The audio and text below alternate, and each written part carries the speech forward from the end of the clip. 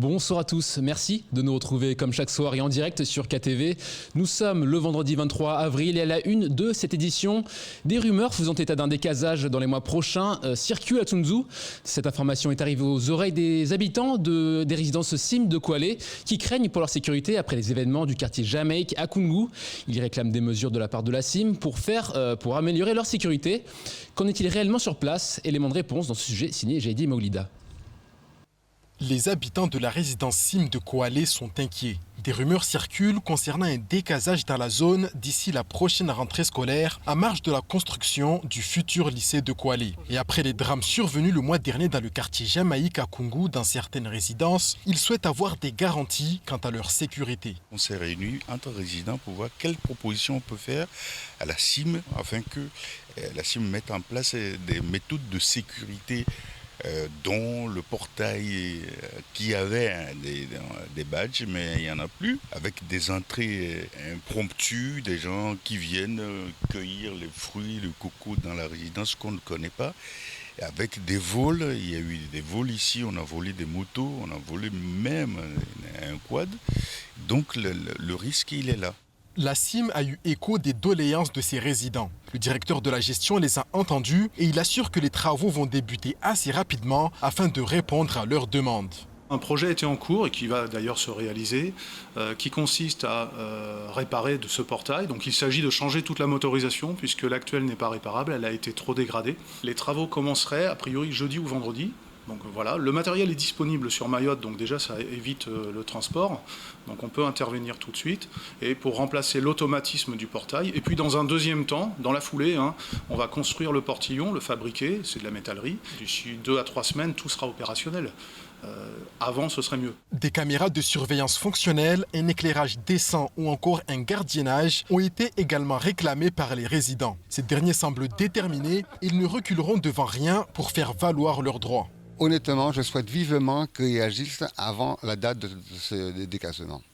Qu'ils réagissent premièrement, qu'ils nous remettent le portail en service, qu'ils fassent leur boulot de sécuriser les locataires. Si les événements de Kungu arrivent à se passer ici à Kwale, je serai le premier à aller porter plainte et en référer et mettre en place une procédure contre la SIM. Alors là, sans aucun doute, mais il y aura des responsabilités à prendre, ça c'est clair. Ils vont prendre les leurs, l'insécurité, ils vont porter le chapeau. Le directeur de gestion des logements SIM a affirmé qu'il se rendra sur le terrain au courant de la semaine à venir afin d'écouter les réclamations de chacun. Joint par nos soins, le sous-préfet Jérôme Millet a déclaré qu'un décasage n'est pour le moment pas d'actualité à Tsunzu. Affaire à suivre.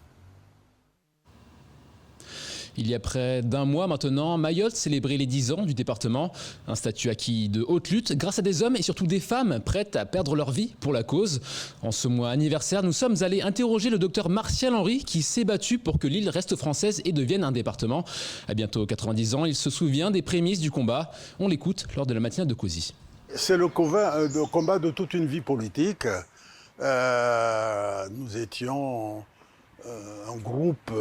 Mais ce sont les femmes maoraises qui ont été à l'origine vraiment du combat, même si en 1958, Naouda Georges et les notables de Mayotte avaient déjà annoncé la couleur que Mayotte resterait français si jamais le territoire des Comores demande l'indépendance. C'était ça, donc une volonté.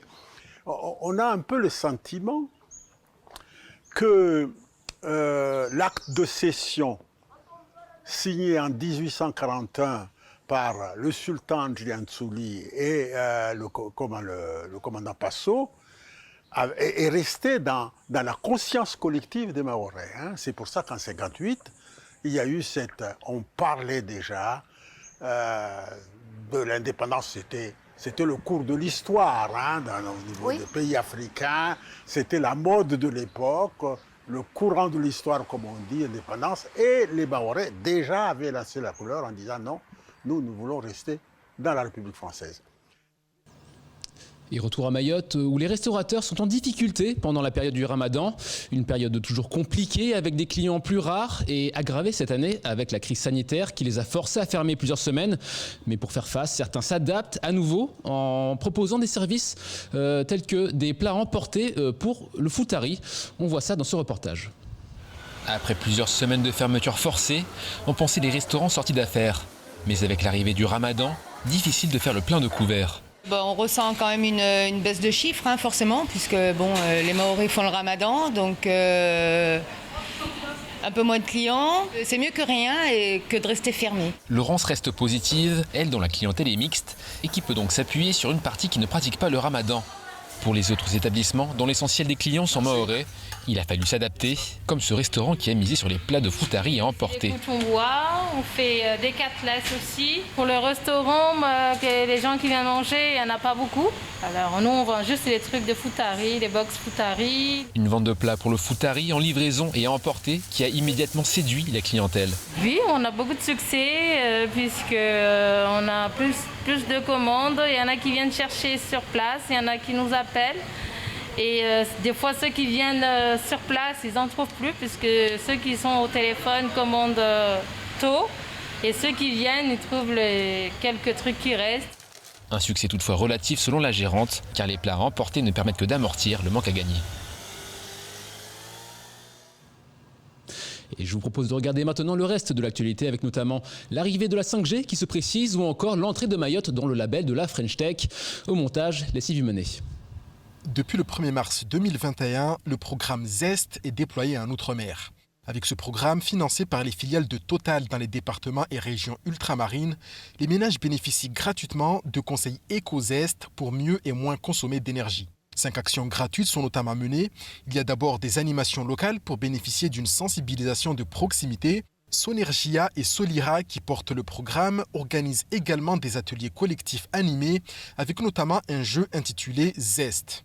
Les ménages peuvent aussi faire appel au conseiller Soliha Zest pour des conseils personnalisés à domicile, un bilan éco-travaux ou encore un suivi éco-conso pour optimiser les économies d'énergie. Pour Total, qui se veut un acteur de la transition énergétique, les enjeux sont réels, notamment à Mayotte, territoire amené à participer au grand projet gazier au Mozambique. Alors qu'elle est opérationnelle depuis plusieurs mois en métropole, la 5G est attendue dans l'océan Indien début 2022. En effet, le gouvernement souhaite que les choses s'accélèrent de manière à répondre à ses objectifs de développement numérique des territoires.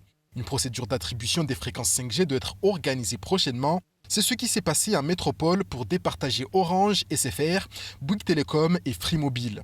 À La Réunion et à Mayotte, au regard des petits marchés que ces deux îles représentent, le gouvernement veut éviter la surenchère entre les opérateurs locaux.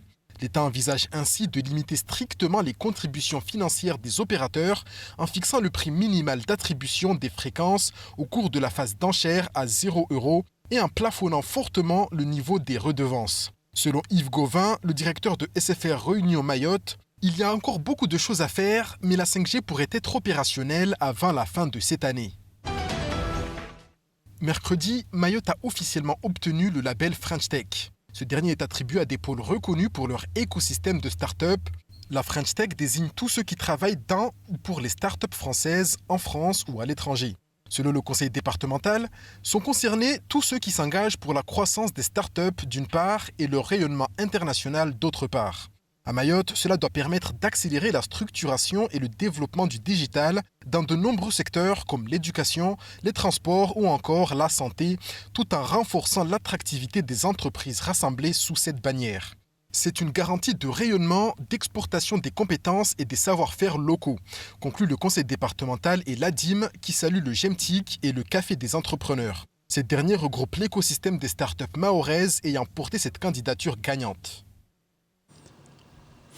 Et pour finir ce journal, focus sur l'association Wanka Culture, l'association de Kaoni qui forme des jeunes sans emploi ni diplôme. Pour ce faire, elle met en place des chantiers d'insertion dans différents domaines tels que la poterie et le travail du bois. Nous sommes justement allés à leur rencontre. Reportage. C'est un travail de haute précision, une sculpture de pigeon en terre cuite. Quand je le prépare, qu'il finit, je prends de l'eau et les petites pierres, je fais comme ça. En dépit des apparences, Ali Daki, 28 ans, n'est pas une professionnelle. Il y a encore quelques mois, elle n'avait jamais touché à la poterie, jusqu'à ce qu'elle pousse les portes de l'association Wenka Culture. Je cherchais du travail, je ne trouvais plus, jusqu'à ce qu'on m'a dit Wenka Culture, on prend des gens. Je suis venue. On m'a regardé, on m'a dit non, toi, tu vas y aller dans les poteries. Ali Daki n'a pas vraiment eu le choix, mais aujourd'hui la poterie est devenue une passion, en plus d'être une porte d'insertion pour elle et ses camarades apprentis, sans emploi ni diplôme. Ils apprennent les métiers, ils sont accompagnés par l'association sur d'autres formations dans d'autres domaines de leurs rêves. Donc ils peuvent être là, apprendre à être formés en poterie, mais peut-être qu'il avait dans sa tête une formation de faire une autre chose. Donc l'association l'accompagne dans ce domaine pour qu'à l'avenir, si une opportunité s'offre, il peut être orienté dans le domaine qu'il a souhaité. L'association Wenka Culture a mis en place cette formation à la fin de l'année 2020, mais la terre cuite n'est pas la seule matière travaillée, le bois l'est aussi. Ici, une petite dizaine de jeunes découpent, mesurent, poncent le bois des palettes recyclées pour créer des tables, chaises et armoires. Parmi eux, certains, jusque-là sans perspective d'avenir, se remettent à rêver d'un futur prometteur.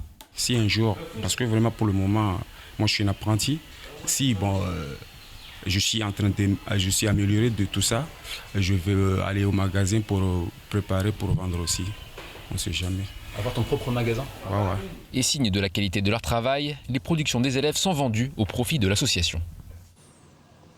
Et c'est ainsi que s'achève cette édition. Merci de nous rester fidèles sur KTV. Lundi, vous retrouverez Pierre Bellucci dès 19h pour tout connaître de l'actualité locale. Et excellente soirée sur COSI.